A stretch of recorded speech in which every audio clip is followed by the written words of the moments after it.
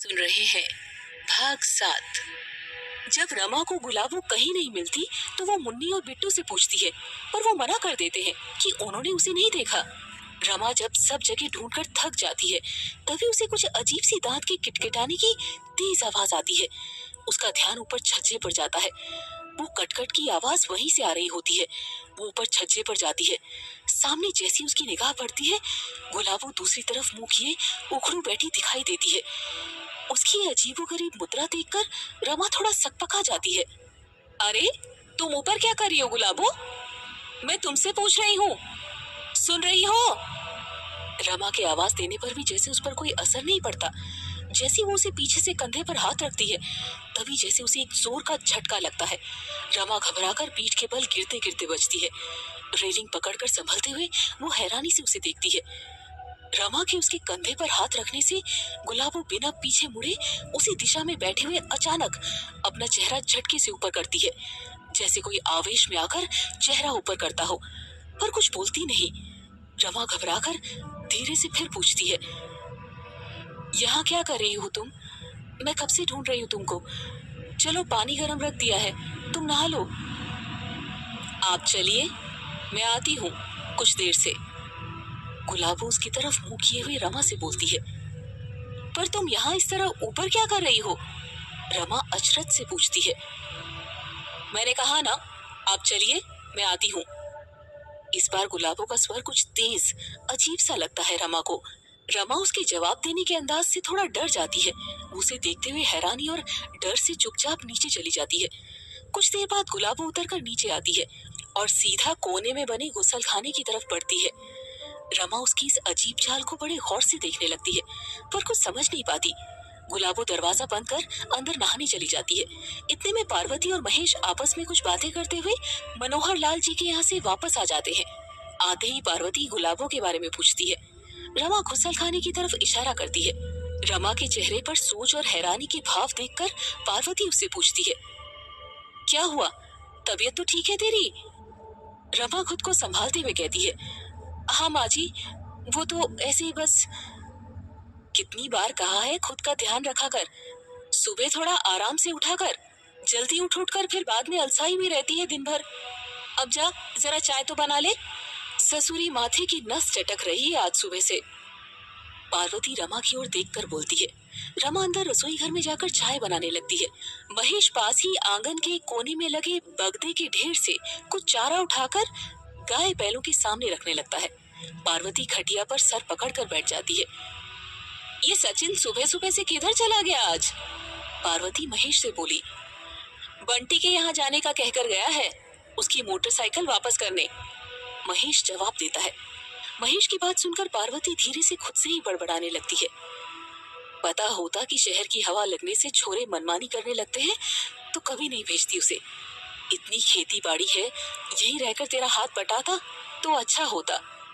ये मुई फिल्म देख देख के जवान पीढ़ी हाथों से फिसलती जा रही है। घर वाले तो जैसे मूर्ख हैं, उन्हें तो कुछ आता जाता ही नहीं। हमने तो बिला वजह जिंदगी काट डाली। यही है जो कुछ है। हाँ, पूरे समाज में नाक कटवा कर रख देगा ये छोरा। जब आया था तो कितनी खुश थी, बड़ा घमंड था खुद की किस्मत पे। अब जब राजा रावण का घमंड नहीं टिका तो ससुरी मैं कौन? बड़ी आसमान में उड़ रही थी मैं। भोलेनाथ ने पल भर में वापस धरती पर पटक दिया। होंगे कोई पिछले जन्म के पाप जो इसके रूप में उदय हुए हैं। ले आया उसे जिसके ना खानदान का पता ना जात का। क्या पता सच भी बोले है या दे दी बत्ती पढ़े लिखे लड़के को देखकर। अब भुग तो, जितनी जिंदगी बची है तब तक। अरे ओ ढिल्लो देवी, चाय बना रही है या उगा रही है? मर जाऊंगी तब लाएगी क्या? पार्वती गुलाबों को कोसते हुए फिर रसोई घर की तरफ देखकर रमा से बोली। रमा चाय लाकर पार्वती और महेश को देती है। जाते जाते वो एक बार फिर गुसलखाने की तरफ आश्चर्य से देखती है। पार्वती चाय पीते पीते, ये अब तक बाहर नहीं आई नहा के? ऐसा कौन सा मीना कुमारी और हेमा मालिनी की तरह सुंदरता में निखार ला रही है? ए बहू, जरा देख तो उसे, काफी वक्त हो गया आई नहीं। रमा पार्वती की बात सुनकर दरवाजा खटखटाती है, पर अंदर से कोई जवाब नहीं आता। रमा पीछे मुड़कर पार्वती की तरफ देखती है। पार्वती भी खटिया से उठकर वहां आकर दरवाजा खटखटाती है। अरे ओ महारानी, क्या नींद लग गई अंदर? हमें आए ही पौन घंटा हो गया। ऐसा कैसा घिस घिस के नहा रही है? जल्दी बाहर आ। कहते हुए पार्वती वापस खटिया पर आकर बैठ जाती है। कुछ देर बाद दरवाजा खुलता है।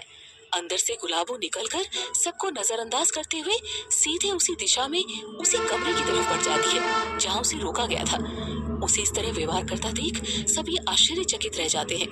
कुछ देर बाद सचिन भी आ जाता है।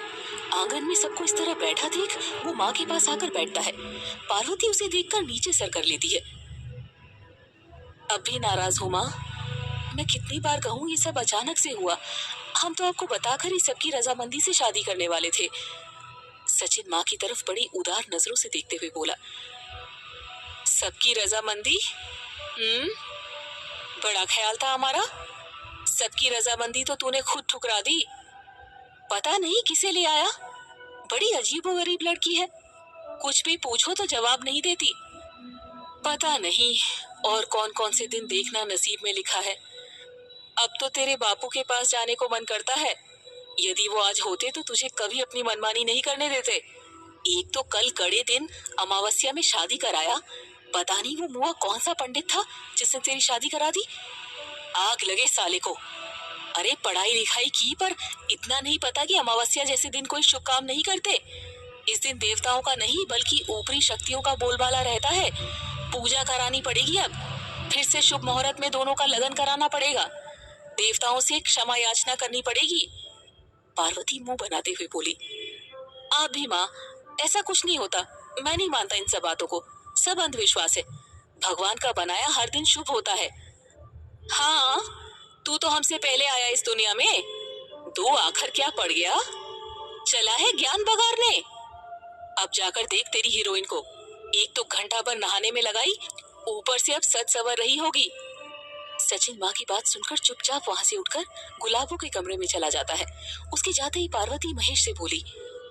बेटा, ज्यादा उठा पटक तो नहीं, बस कुछ लोगों को बुलाकर जरूरी रस्में कर देते हैं। मैंने पंडित रामधन को बुलाया है। जाते जाते तू और उसे बोलता जाना। जरूरी जरूरी विधि तो करानी ही पड़ेगी। मुहूर्त देखकर बाकी की रस्म कर देते हैं। इस लड़के ने सारे सपने चूर कर डाले। सोचा था बड़ी धूमधाम से ब्याह रचाऊंगी सचिन का। अब चोरी छिपे सब करना पड़ेगा। पूरे समाज में थू थू होगी, वो अलग। पार्वती सर पर हाथ रखकर बोली। अरे माँ, तू भी किन बातों में पड़ी है? आज जमाना इन्हीं सब का है। कोई कुछ नहीं कहेगा और जिसे कहना होगा वो तो रुकेगा नहीं। याद नहीं किशन काका का लड़का दिलीप? वो भी तो ऐसी अपनी पसंद से शादी कराया था। बाद में गांव वाले सब भूल गए। और फिर माँ, बदलते जमाने के साथ खुद को भी बदलो। जो है अब उसी में खुशियां ढूंढो। कब तक सर पीटते रहेंगे हम? महेश अपनी माँ पार्वती से बोला। तू भी देने लगा बेटा ज्ञान। छोटे भाई को बड़े का असर तो आया नहीं, पर बड़े के पांव जरूर फूलने लगे छोटे को देखकर। पार्वती आसमान की तरफ मुंह करके बोली। रात को रमा महेश से सुबह वाले गुलाबों के अजीब बर्ताव वाली बात बताती है। सुनकर तो महेश भी थोड़ा सकपकाता है, पर तुरंत रमा से बोलता है। अरे बेचारी अपना घर छोड़कर आई है। याद आ रही होगी सबकी, तो अकेले में छत पर जाकर रो रही होगी। इतने में तू पहुंच गई उसे बुलाने।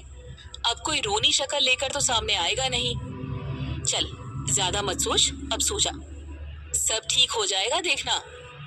महेश रमा से बोलकर करवट लेकर सो जाता है, पर रमा को नींद नहीं आती। वो बार बार उसी वाकये को सोचती है। अगले दिन सचिन अंदर जाकर गुलाबों से मिलता है। गुलाबो उसे देखकर दौड़कर उसके पास आकर उसके सीने से लगकर रोने लगती है। सचिन उसका चेहरा अपनी तरफ करते हुए बोला। क्या हुआ पगली? अभी से घबरा गई? अभी तो शुरुआत है। सबका दिल जीतना इतना आसान नहीं। तुमको सब्र रखना ही होगा। माँ दिल की बुरी नहीं है, बस जो हुआ उससे परेशान जरूर है।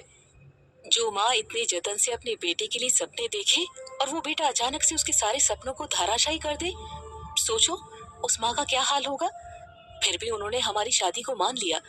मुझे तो ये डर था कहीं माँ इस शादी से साफ इनकार ना कर दे। तुम्हारे लिए तो सब सह लूंगी बाबू, पर उनको देखकर लगता है कि मेरी माई वापस आ गई, मेरे पीछे पीछे इस घर में। वो भी इसी तरह दिन भर मुझे खरी खोटी सुनाती रहती थी। सोचा था अब जिंदगी में कुछ खुशियां मिलेगी, थोड़ा सुकून मिलेगा, पर नहीं। लगता है अभी मेरी परीक्षा खत्म नहीं हुई। कहते हुए गुलाबों की आंखों में आंसू आ जाते हैं। सचिन उसे समझा बुझाकर शांत कराता है। उधर पार्वती पंडित जी से मिलकर शुभ मुहूर्त निकालकर बाकी की तैयारियां करती है। गांव में से चुनिंदा लोगों और सचिन के दोस्तों को बुलाकर उनकी उपस्थिति में सचिन और गुलाबों का सादे ढंग से ब्याह करवा दिया जाता है। इन सब में खुशबू एक तरफ उदास, मायूसी आंखों में आंसू लिए खड़ी खड़ी सब देखती रहती है। पूरे गांव में कानाफूसी का दौर चालू हो जाता है। हर कोई बस दबी जुबान में उनके घर की ही चर्चा करता हुआ मिलता है। लेकिन महेश और सचिन इन सब पर ध्यान दिए बिना नजरअंदाज करते हुए अपने कामों में लगे रहते हैं। कुछ दिनों तक सब कुछ सामान्य चलता रहता है। एक दिन शहर से सचिन के लिए एक डाक आती है। सचिन जैसे उस लिफाफे को खोलकर देखता है, खुशी से उछल पड़ता है। उसको सरकारी नौकरी का बुलावा आता है। वो खुशी से सबको ये खबर सुनाता है। पूरे घर में एक बार फिर खुशी का माहौल हो जाता है। पार्वती भी अपना दुख भूलकर अब धीरे धीरे परिस्थितियों से समझौता कर लेती है। लेकिन गुलाबों का व्यवहार अभी भी कुछ कुछ अजीब सा ही रहता है। सचिन की सरकारी नौकरी की खबर पूरे गांव में फैल जाती है। सभी उसे बधाइयां देने लगते हैं। सचिन भी शहर जाने की तैयारियां करने लगता है। गुलाबो उसके पास आकर बोलती है, तुम भी चले जाओगे अब? मैं यहाँ सबके बीच अकेली रह जाऊंगी। कैसे मन लगेगा मेरा? अरे तो क्या हुआ, यहाँ भाभी है, माँ है, भैया है, मुन्नी और बिट्टू भी तो है जो तुमको कितना प्यार करते हैं। दिन भर चाची चाची कहकर बेचारे आगे पीछे घूमते रहते हैं। इन सब के बीच तुमको तो खुशी से रहना चाहिए। और फिर मैं जल्दी ही वहाँ सब सेट करके तुमको भी अपने साथ ले चलूंगा। चिंता क्यों करती हो? सचिन गुलाबो को समझाते हुए बोला। गुलाबो सचिन की बात सुनकर उदास होकर आंख बंद करके उसके गले से लग जाती है। तभी अचानक से उसकी आंख वापस खुलती है, जलते हुए अंगारे जैसे। सचिन से एक झटके में अलग होकर वो घबराकर सीने पर हाथ रखकर तेज तेज सांस लेने लगती है। हड़बड़ाकर इधर उधर देखने लगती है। सचिन उसकी हालत देखकर घबरा जाता है।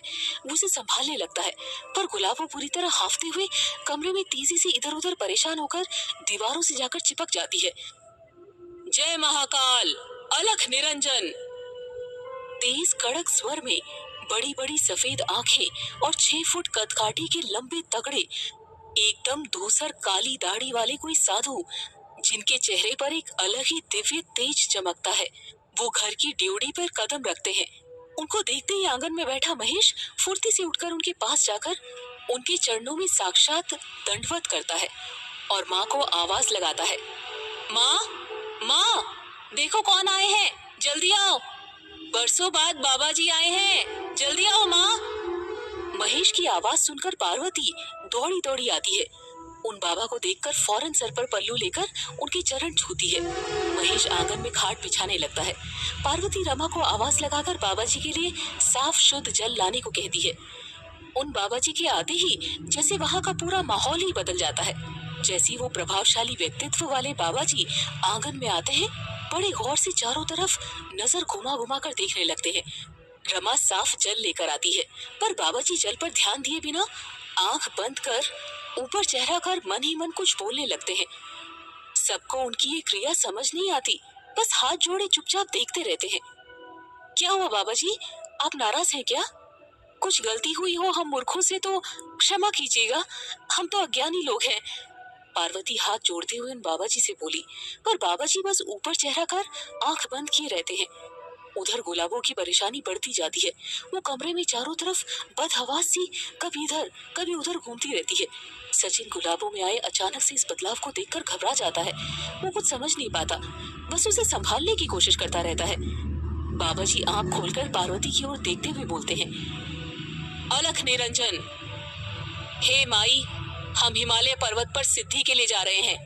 रास्ते में तुम्हारा गांव पड़ा तो सोचा तुमसे मिलते जाएं। बहुत दिन हुए। हाँ बाबा जी, आप बिट्टू के जन्म पर आए थे, उसके बाद से आना ही नहीं हुआ। क्या करे माई, हम तो महाकाल के भक्त हैं। जंगलों में गुफाओं में डेरा डाले साधना में मगन पड़े रहते हैं। संसार से हमारा कोई लेना देना नहीं।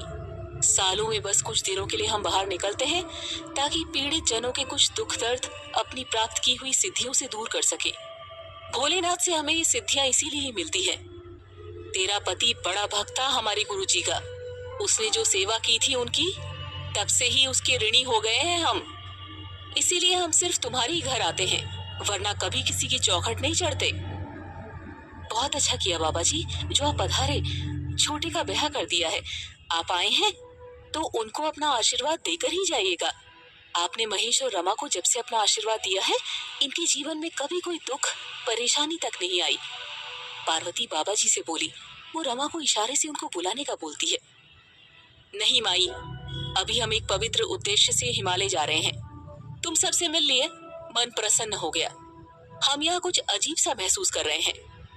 बाबा जी चेहरे पर एक गंभीरता लाते हुए पार्वती से बोले। अजीब सा मतलब? ये हम अभी नहीं बता सकते।